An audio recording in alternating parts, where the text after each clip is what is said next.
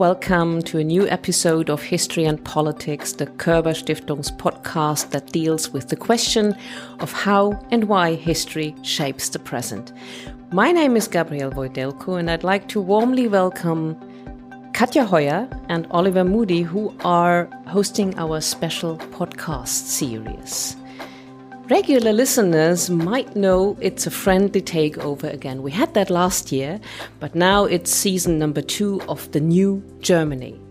Germany after Russia's invasion in Ukraine, Germany 1 year after the Zeitenwende. That's what Oliver and Katja deal with, and in the first episode of our series number 2, they host special guest Alexey Yusupov. Enough said now, over to you, Katja and Oliver. Let's get started.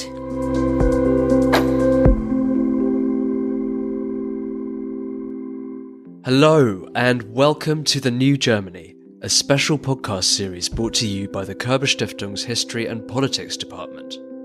Over the course of 6 episodes, we will explore the big questions hanging over Germany's past, present and future.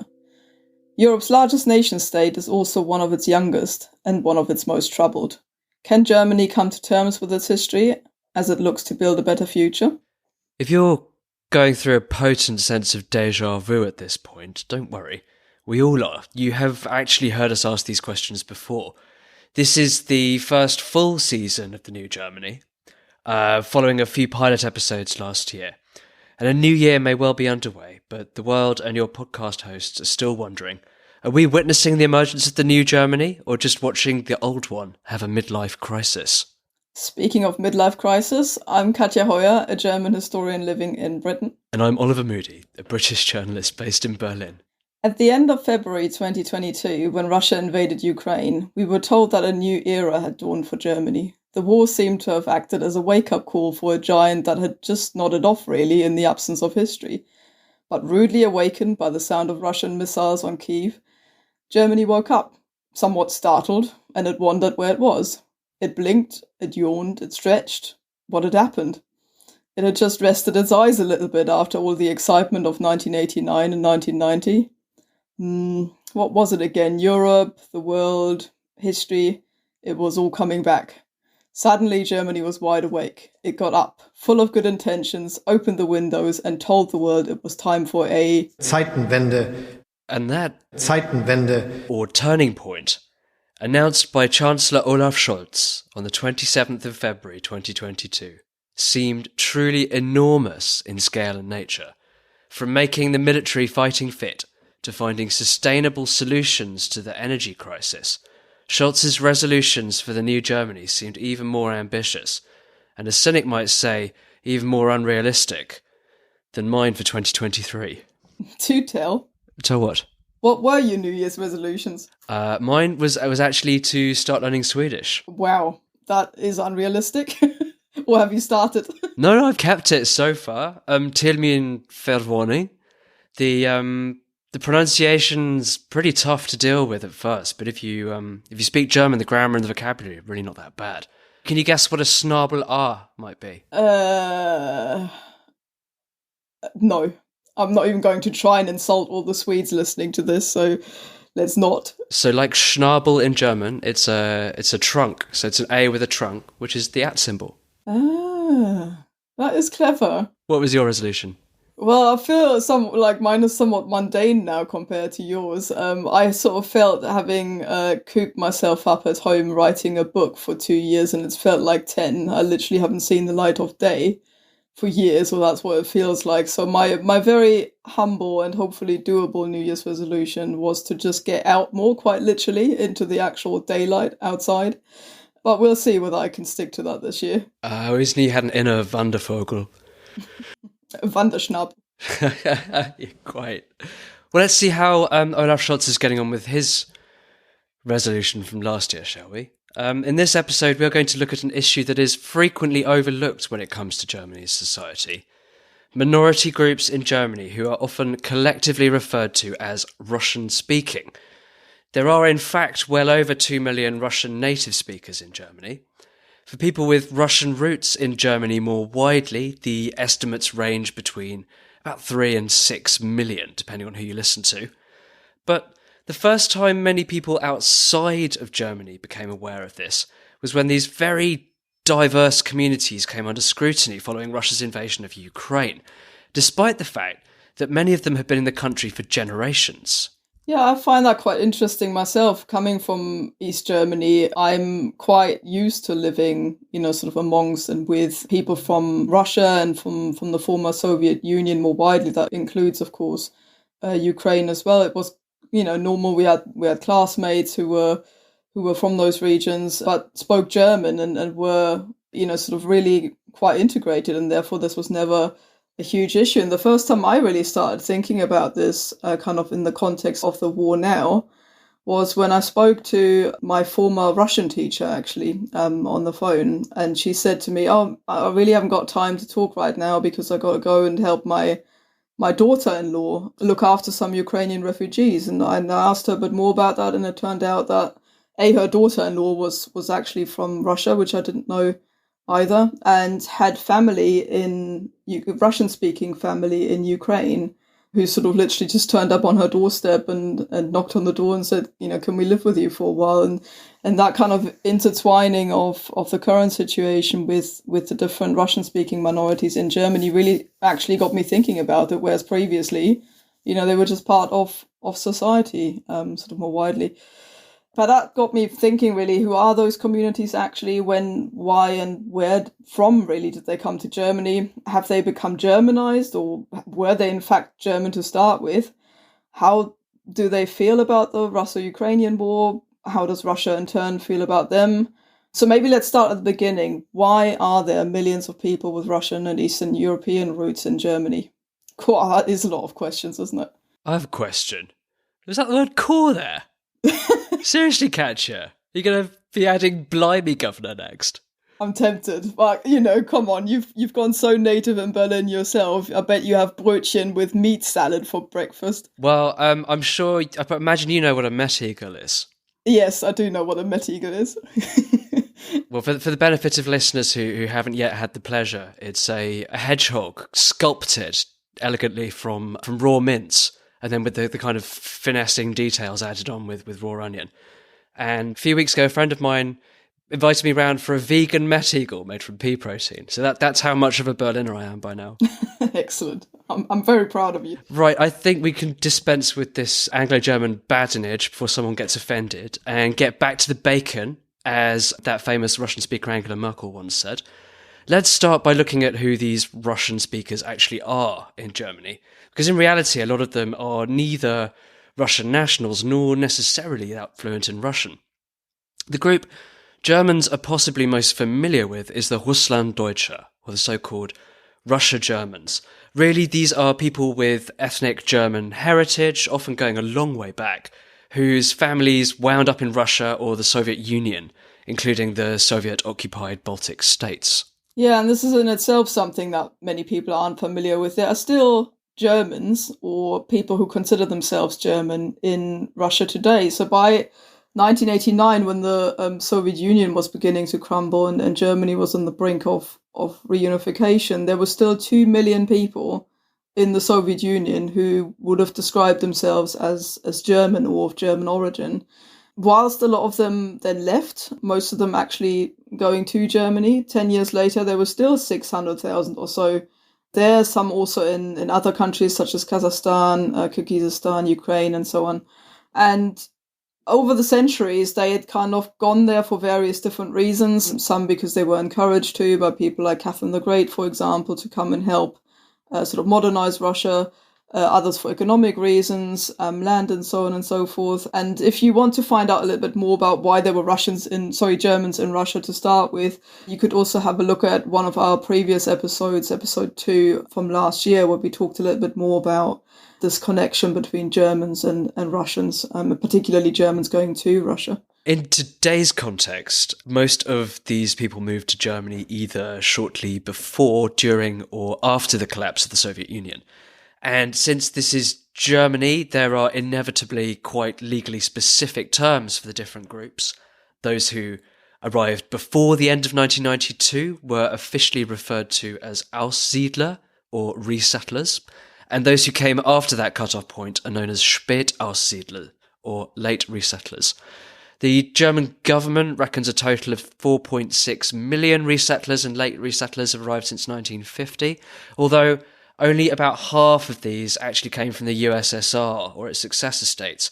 The rest were from the other Warsaw Pact countries, which is mainly Poland, but also Romania, Czechoslovakia, and other states. I find quite interesting about that is that they have such a special status in the German immigration system, and I think also in German society. So kind of linking into what I was saying earlier about, me not really being aware of people being of Eastern European origin as such. I think the same applies to some extent to the German state, which considers these people Germans. And therefore, rather than, treating them as immigrants who have to go through a complicated process of paperwork in order to be able to live and work in Germany and eventually become naturalized citizens, it's much, much easier for the Aussiedler and the Spätaussiedler to do that simply because they are considered Germans who are basically coming back home, be that after several generations in some cases. And also sometimes they are actually the family members of these Russia Germans, so they might not necessarily even speak German or feel German themselves, and yet access to the kind of German system is much easier for them. While I was doing the reading on this subject, I found a very interesting article in Der Spiegel magazine's archive from 1994 with the headline, Für jeden Ami ein Russe, for every Yank there's a Russian.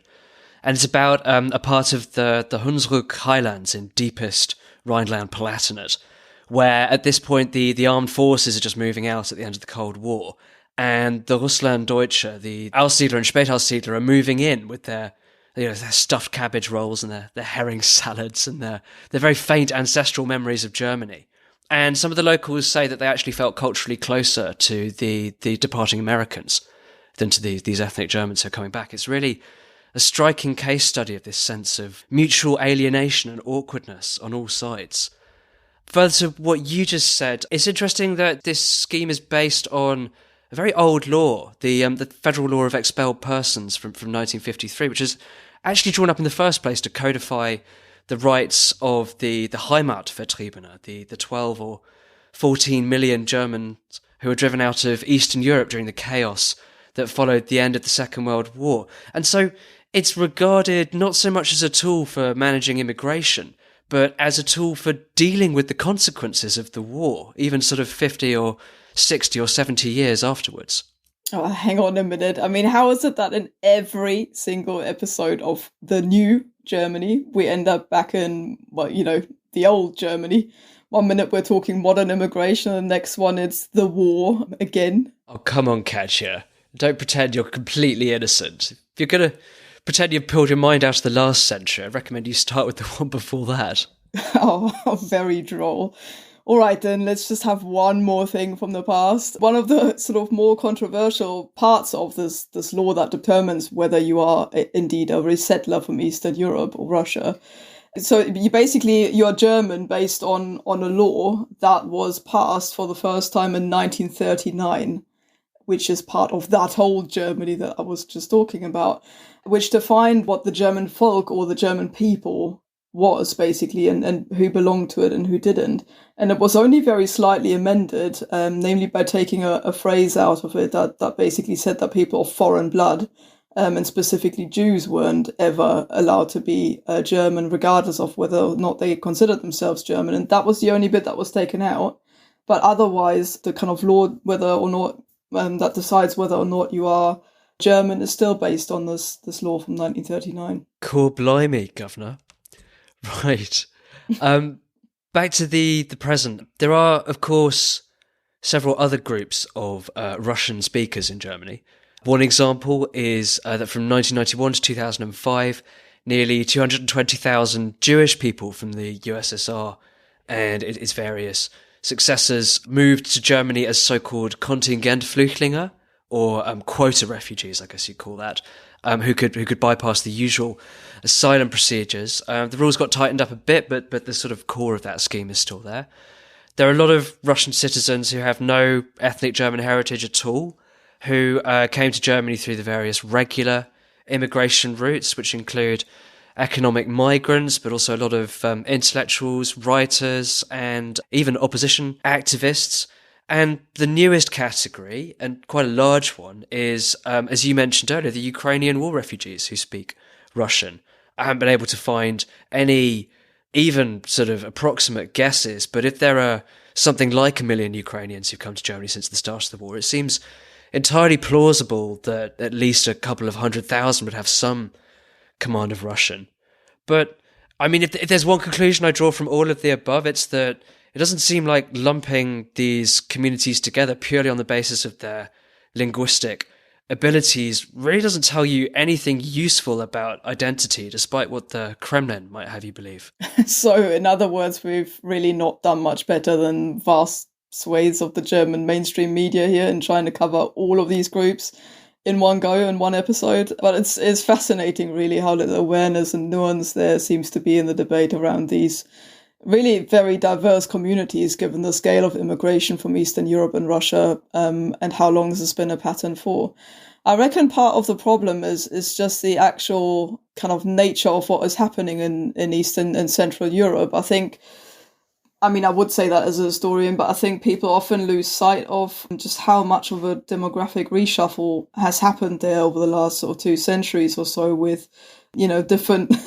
And there we are again, back in the 19th century, but also the 20th and the 21st. Because there are no sort of natural boundaries, and the politics in Eastern and Central Europe have been so conflicted and hostile. You have basically Germans, Poles, Russians, other Eastern European peoples, Jewish people, as you've just mentioned, all kind of relatively fluently moving backwards and forwards within that space. And I think after the Second World War, there's been an attempt really to try and fix borders and allocate states to the nations or the ethnicities that live in them. And that's sometimes pinned on language and sometimes it isn't.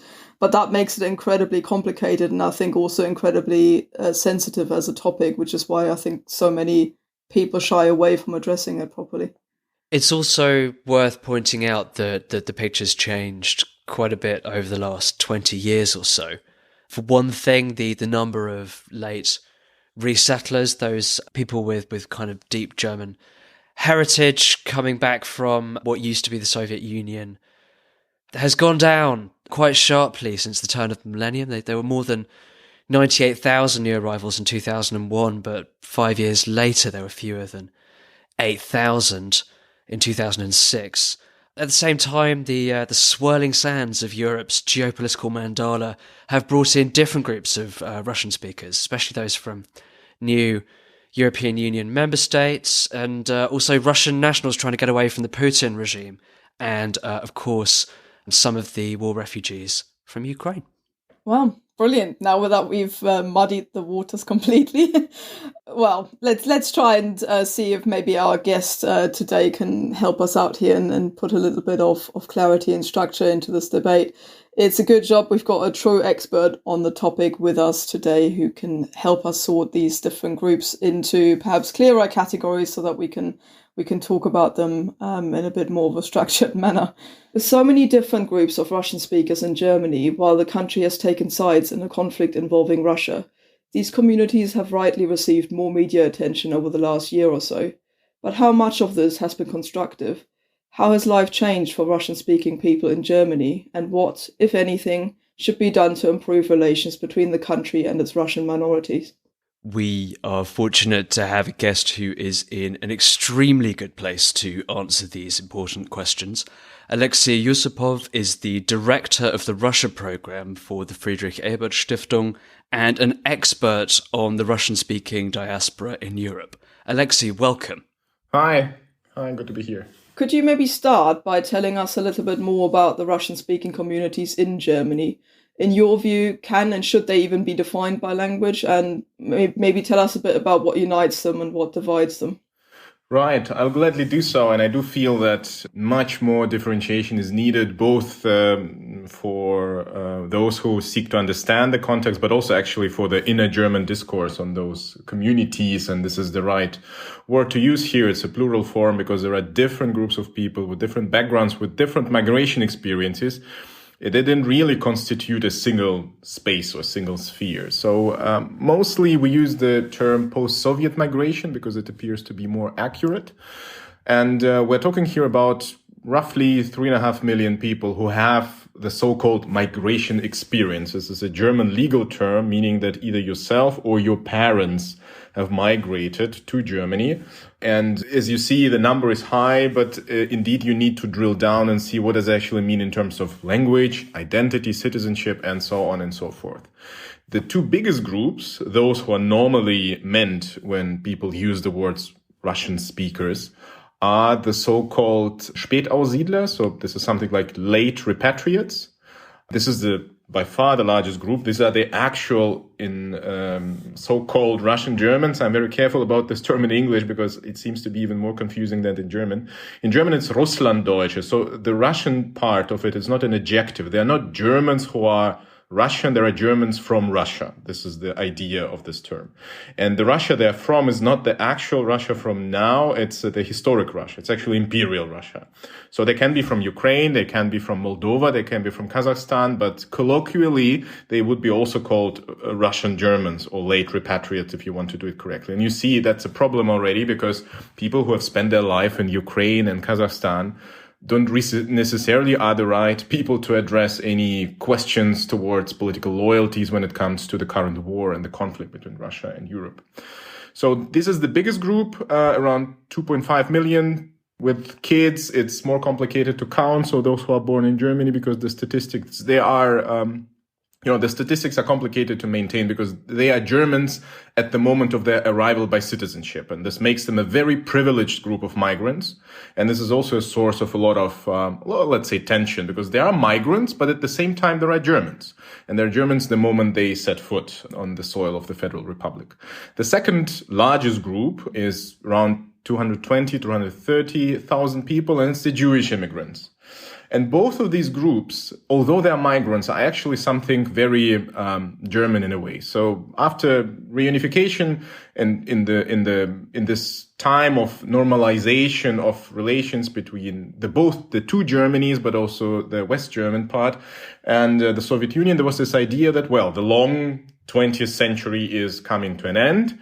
And it's a century of enormous upheaval and war and conflict. And Germany has been both a criminal and the victim. And so it's time to actually, deal with your own history and normalize things because the reunified Germany is a normal Germany. This is something you could read throughout, the time of Helmut Kohl. And so Germany opens up. It's actually quite rigid immigration system because Germany doesn't like to understand itself as a country made up of immigrants. It struggles with this idea as opposed to other European countries. It opens up to these two groups, the Jewish immigrants from the Soviet Union who are going out of the Soviet Union before and after the collapse of the USSR, and they go to Israel and they go to the US, but they also go to Germany. Germany is a significant part of that migration. I think it hosts around 25% of the people from the Jewish immigration of that time. And it opens up to its historic descendants, those late repatriates or Russian Germans who had spent their lives, and actually their parents and their great-parents and their grand-grandparents have not lived in the modern Germany. But especially in the Soviet Union, they had been victims of political repression based on their German identity. So they have been repressed, they've been deported, they have been persecuted. And this is why in this new, normal, reunified Germany, there is place for them. And this is the logic behind how these two groups come around. And this is the major part of the so-called Russian speakers communities. To finish it up, it has to be said that that's not all. There are so many more different groups. And again, as you can already see, the logic of their decision or opportunity to come to Germany, but also their interests and identities are very different. You have people from Ukraine. You have a lot of significant number also of refugee migration from the Caucasus, both inside Russia, from Chechnya, but also from countries like Azerbaijan or Georgia. You have marriage migration, you have professional migration, you have educational migration, and all of these groups are also now somehow part of this larger idea of different Russian speaker groups in Germany. Alexey, you mentioned just then how many of the Spätaussiedler had been alienated or persecuted under the Soviet Union. I'd like to expand on that a little bit. When you look at the Russian speakers in Germany who lived under the Soviet Union before 1991. Obviously, they're very far from being a monolithic group, but can you see any distinctive tendencies that mark them out? Does that experience of living under communism make a meaningful difference in your eyes?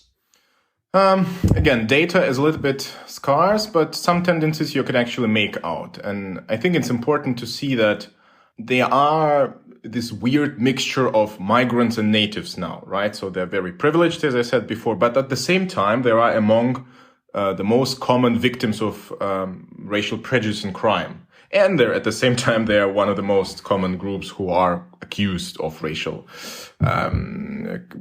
violence or hate speech. So you have this weird thing of being in between. And this is the main paradox here.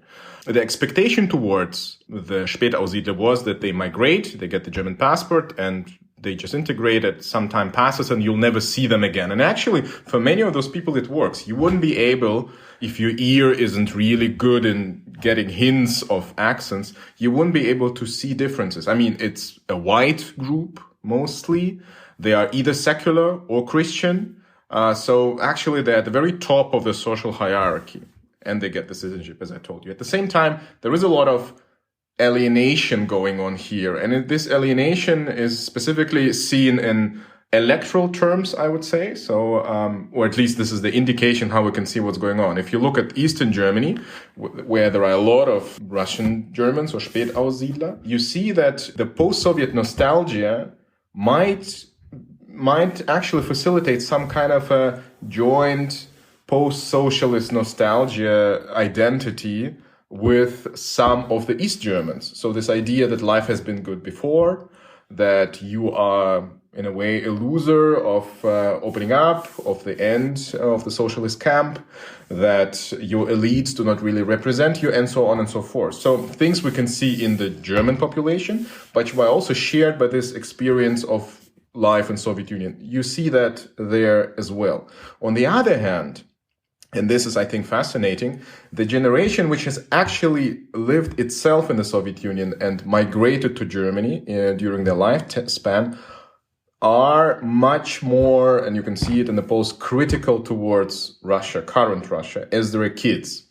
So in the next generation, and this is common for migrant groups, you find that if there is no acceptance and then there is experience of not being actually accepted as someone who is part of the, native normal population, some people start to go back and look for their roots. And inside the Spätaussiedler, some scientists, some social scholars make up different groups on this spectrum of how well do people feel at home here. And very roughly, it's 3 stages. So there are the so-called, and these are titles and terms from the respondents themselves, so I don't make them up. It's the real Germans, people who probably came early in the 80s already, before the collapse, who have maintained or had maintained the German identity throughout the life of their families and communities in the Soviet Union. Very often they are also structured by common creed and religion, Baptist church, Mennonite church, other free churches. So the moment they came to Germany, that's it. They are Germans, and only if you know their family history and know them intimately personally, you would know that they are Spätaussiedler. Then you have probably the largest group of the so-called, those are the Russian Germans. They are in-betweeners. They speak German fluently, they are successful in their education and their job market, and actually the indicators of how well people do over the course of their life in Germany are quite impressive. It's a success story. They have businesses, they expand, they work, they start families, and so on and so forth. But they do maintain Russian, at least at home, and they do have personal connections to Ukraine, Kazakhstan, Russia, whatsoever, to their schoolmates, to their relatives, and so on. This is the largest group. And I think the potential split goes through this group. And then you have the so-called, German Russians would be the term, I guess, or Rusaki. So people who, mostly young people, who, as I hinted before, struggle with containing 2 cultures in themselves. And it's a high probability you would see them, wearing state symbols of the Russian Federation or glorifying the Soviet Union, and also maybe even in a cliche way, over-exaggerating some stereotypes about Russianness. This is also a part of the Spätaussiedler, but it's not all of them. It's one part of the different stage. And so depending on what your standing is and how successful you've been and how receiving and welcoming your experience in Germany have been, you probably would fall into one of these three groups. Since the Russian invasion of Ukraine last year, there have been sporadic outpourings of pro-Kremlin sentiment in Germany, ranging from people putting Z symbols on their cars to demonstrations involving sometimes a few thousand people in the city centres. What do we know about who is organising this movement? Well, indeed, there has been some public activity with clear pro-Kremlin stance. I was very unhappy that most of the German press called those pro-Russian demonstrations because, again, it simplifies things in a not constructive way. I would call it pro-Kremlin in a way. There haven't been too many, to be honest. I was surprised that there hasn't been more. So there is this one, Autokorso. So it's one time there was a demonstration with cars going from Cologne to Bonn, and then there was this car run in Berlin. But if you look at the numbers, it's hundreds of people, up to 1,000 surely, but this is the magnitude of how many actually participate. And this is just a minuscule number given the overall number of the people we're talking about here, right? So it's important to see that although they are very loud and very present, also seen in the press, they are occupying a space which is empty otherwise, because all of the other representatives of the Russian-speaking communities are not acting in the same political way. And there are good reasons for that. We can discuss later if it's of interest. But for those two demonstrations, there is quite credible, and I think I'm not an investigative journalist, but I've spoken to some, and there has been some good research, that it's organized by NGOs and organizations who have a German background, but are commonly involved in projects associated with the Russian diplomatic presence here, be it the embassy, be it the Россотрудничество, which is a governmental agency which is supposed to stimulate international cooperation. And they have areas. So some of those NGOs are lobbying for specific educational policies, especially for Russian schools, Russian-speaking schools. Some of them are, and this is, I think, where a lot of those Z or Z activists come from, is politics of memory. So they're taking care of old Soviet graves, and they engage in public actions for the 9th of May, which is the official victory day in the Russian Federation. And there is proof, you can find it online, that they have been engaged with official Russian institutions in the past. I haven't seen proof for the current demonstrations that they have been paid for or organized for, but frankly, it's not that important, because the rhetoric and the symbols and the whole messaging which is radiating from those events is so in sync with the Russian governmental rhetorics that it's absolutely clear that they are, at the very least, they are very useful to Russian foreign policy, and maybe there has actually been cases of cooperation or financing these things. And linking into this, Alexey, in terms of the way that Russia perceives these minority groups in Germany, obviously, the situation is sort of heightened by the war in Ukraine. But in general, what's Russia's position towards these so-called Russian-speaking communities in Germany? I feel that, like in the past, before the war, it has been mostly co-optation. So even if you look at the Russian numbers, now I've cited some numbers from how Germany calculates the number of people who are either members of those communities or Russian speakers. The Russian Minister of Foreign Affairs claims that there are 6 million of Russian speakers in Germany. And this is highly manipulative because they don't really explain, does it mean mother tongue level? Does it mean second language? Does it mean maybe it's Germans who use Russian? They just say, 6 million of people in Germany are Russian speakers. And this is why this term is also sometimes not so helpful. They conflate it with the notion of all of those who speak Russian are in a way countrymen and countrywomen. And thereby there is a special obligation and special link and a special obligation by the Russian Federation to look after them. And the most prominent case of how this manipulative politics have played out was 2016. It's a very famous case of Mädchen Lisa, girl named Lisa, where a fake story of rape, which never happened, has been spread around also in the social media, and there were demonstrations on the streets and so on and so forth. For me, actually, the case or the fact that there hasn't been a repetition of this throughout the first year of the Russian-Ukrainian war, although there have been attempts. So we've seen that there are stories in the social media of fake witnesses saying there was a woman claiming that she saw a Russian young man stabbed by Ukrainian refugees, and also tried to make a fuss about it and start a social media shitstorm. We've seen that that doesn't work anymore. So it hasn't been repeated. And my understanding is that it hasn't been repeated because the experience of being manipulated has been very negative for many of those people in between the worlds that I have mentioned.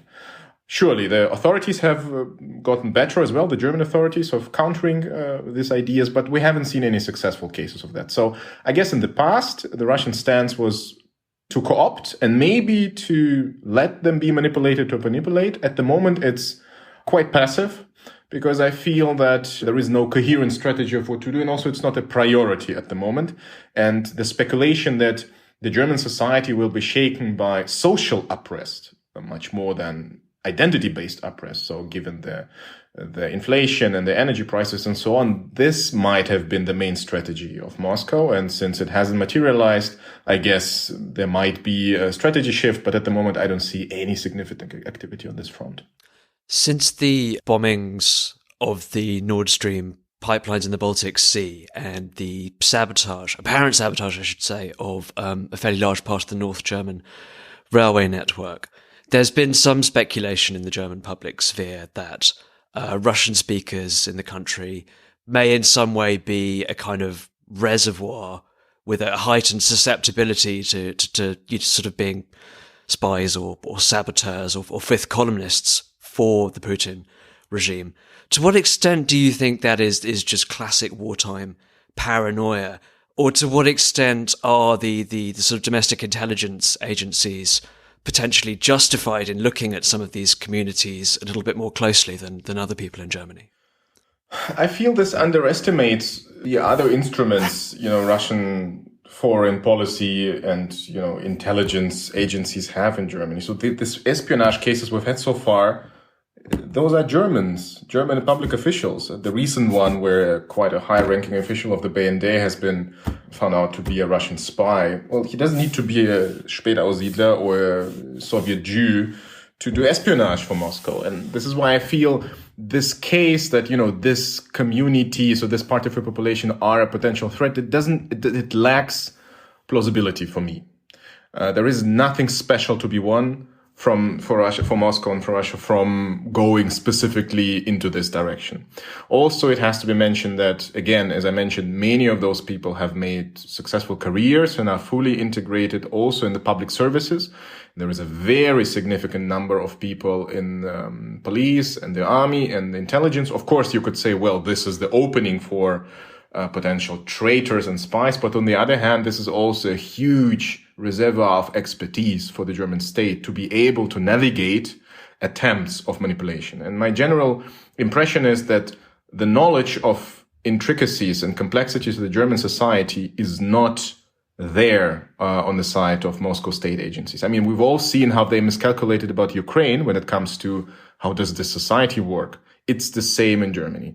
It's a complex, multi-layered, very complicated society. And I feel that trying to manipulate it in a way of stirring unrest is just not going to work. And so when it comes to the German discourse, you do have some fear-mongering saying, look, aren't we very vulnerable? But I don't feel those are mainstream voices. And sometimes you do read the one or other article in text and you do see the one or other article or movie where you see, well, this is just unsubstantiated. And this is the problem, that this part of the German society, it's successful. It was successful and is successful because it's mostly invisible. But because it's invisible, the knowledge in the general audience and the public is quite low about how the post-Soviet migration has worked and how Russian speakers actually operate and live and, just get around and get along in Germany. So I don't think it's an actual very promising avenue for Moscow to exploit. And even from the brief discussion we just had on this topic, I think it's apparent that the war in Ukraine has put these so-called Russian-speaking minorities in Germany in quite an awkward position. It's constantly expected of them that they have an opinion on the war, that they, depending on who's asking, either kind of profusely distance themselves from Putin's ideas or endorse them, but certainly it's expected of them to position themselves. Can you tell us a bit more about how the situation for Russian speakers in Germany has changed since February 2022? Right, that's an interesting topic. I feel, again, a couple of things to get straight first. Most of the Spätaussiedler, the so-called Russian Germans, are not from the Russian Federation. If you add up the numbers from Kazakhstan and Ukraine, then they are the majority. So I feel it has to be pronounced to be able to explain that, of course, they don't feel addressed when there is a call for the so-called Russian Germans to position themselves. Why should they? They have never lived in modern Russia. Second of all, the Jewish community, the post-Soviet Jewish community, is, I think, affected in the most destructive way by this, or maybe in the most tragic, because there it's comparable how many people are from Russia and how many people are from Ukraine. And it tears them apart. I know of synagogues and communities who have canceled a lot of social events throughout 2022 because they had fear of not managing well with members of their communities originating from two different sides of this war. And they have decided to try to depoliticize. So it goes straight throughout communities and it goes straight through families. And this is something I've hinted at before, but I want to maybe stress it again. Depending on your generation and age and your experience, you might live in a family where the old generation are Putinists and the younger generation are completely integrated German, European young people. And we've known, there is some data showing that the amount of inner conflict in families of Russian speakers, this is where the actual heat and pressure is on. And this is a problem for these people, of course.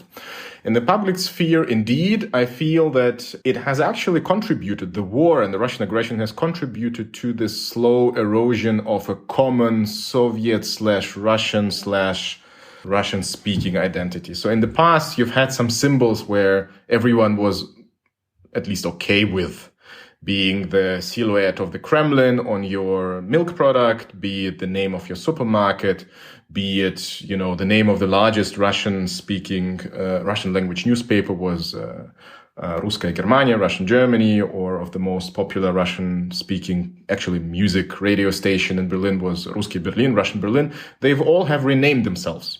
They have banned Russian from their names because their reality is that it's not being from Russia that made them the way they are, but it's the language and it's the common memory of some shared culture. And indeed, the Soviet Union, especially the late Soviet Union, after it stopped to be a totalitarian regime under Stalin and has transformed into a more authoritarian form, it has allowed for a huge cultural sphere to exist and to flourish. So older people who are still aware of that time and still remember, they are those who now, I guess, experiencing the falling apart of this post-Soviet identity acutely, very acutely. For the younger ones, it doesn't really matter because they've managed to have other identities and they manage to be in between and they know that, what is right and that support for Ukraine is the right thing at the moment. And that there is no contradiction between speaking German. And again, we haven't spoken about this, but if you talk about Russian speakers, then a very significant number of those are from Ukraine. And at the moment, chances are, if you're in Berlin and you're in a supermarket and you hear people speak Russian, that there are Ukrainian refugees. So I feel that this idea that the Russian language, Russian culture is a continuation of an official culture of the Russian Federation is fading away. And actually, that might be a good thing because it gives a chance that there will be something which we in the future we could call a European Russian culture, So, and also even the federal government tries to institute a space with funding to showcase Russian-speaking content, be it music, be it literature, be it something else, which is not from Russia. It is in Russian, but it's from Germany. And this is how I see the trend at the moment. I find it interesting how many things, you sort of had to clarify and set straight. And as somebody that grew up in Germany and in East Germany as well, where a lot of these communities are, I feel that there's been a surprisingly kind of little amount of coverage of these and discussion around these minorities compared to other immigrants to Germany, where debates have been very public, very heated, very protracted. there has been very little kind of bandwidth given in the media, I feel, and in public debate to these minorities. Why do you think they've received so little attention in the past, and do you feel that should change? There should be more debate around it. Well, I certainly wish that there would be more coverage, more nuance, more differentiation. I see some positive things happening. I see, there are some podcasts and shows, especially in the public German television, where I think, why am I seeing it now, and why hasn't it been there in the last 20 years? But indeed, this is the paradox. The paradox is that obviously these are migrants, but at the same time, the mainstream German society has cataloged them as non-migrants. And the paradox is that the more successful you are as a migrant group in integrating, the less probably obvious is the struggle you're having. So in a way, people from post-Soviet Russian-speaking communities are victims of their relative success. And especially speaking about Eastern Germany, you do have a problem with coverage for even East Germany in the mainstream media. This is a big topic. And so often I explain to people that, the most common migrant group in Magdeburg is probably Russian speaking. So it's not Turkish, it's not Polish, but these are the images of the overall migration in Germany. It's thought in terms of Turkey and Poland and Arab states and so on. And it's a Western German discourse. So people who have come in an attempt of Helmut Kohl's reunified Germany to normalize itself have been received, and then the mainstream audience just forgot about them.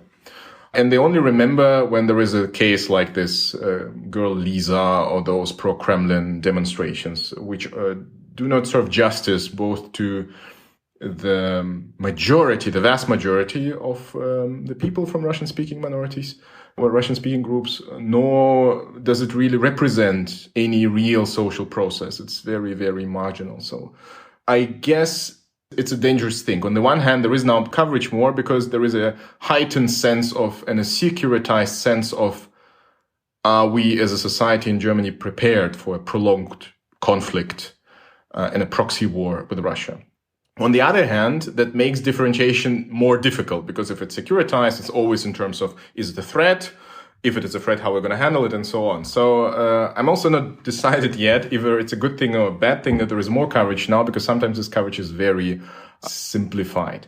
But at the end, and I feel that this might be the positive outlook, that Zeitenwende and this whole idea that Germany needs to gear up and prepare itself for realities of the century means that you need to take a proper look at your own society, and if your homework is done, and if societal resilience is part of being a country which can maintain its own stability and withstand aggression. I hope that if the conversation goes this way, there will be more bandwidth and more space to differentiate without, losing attention, which sometimes is a risk. With great reluctance, I think we're going to have to wrap up here, but you've concluded it beautifully there. Alexey, this has been fascinating, particularly on the misperceptions and some of the very large holes in public understanding of this issue, particularly since, as you say, it's going to be very important for Germany's societal resilience going forward. If our listeners would like to find out more about Alexey's work, he is active on LinkedIn and Twitter, and on his personal website, www.alexyus.de. And if you read German, I also recommend having a look at some of the reports from Alexey and his colleagues on the Friedrich-Ebert-Stiftung's Russia program. Yeah, I'd like to echo Oliver's words there. It's been absolutely fascinating and a pleasure talking to you. I think some of these myths that you've helped dispel there will hopefully help move the discussion and public awareness of this really important issue onwards. So thank you very much for coming on the New Germany podcast. Gladly. Thank you for having me. And that, dear listeners, concludes this episode of the New Germany podcast. We hope you've enjoyed having our ramblings back in your ears as you commute to work, do the washing up, or run along the road at such an early hour that it makes everybody else feel like a lazy toad. Possibly more of an insight into your tormented Protestant work ethic than into the lives of our listeners, Katja. But it's nice to be back talking about the issues that keep Olaf Scholz awake at night. If you too would like to stay awake a little longer, pondering Germany's problems present and past, you can find this and all other episodes of the Körber-Stiftung's History and Politics podcast on Apple Podcasts, Spotify, or any other good purveyor of podcasts. We hope you'll join us again for the next episode, where we will launch another attempt to solve Germany's problems. Or at least try not to make them any worse. Right, bis zum nächsten Mal. Goodbye.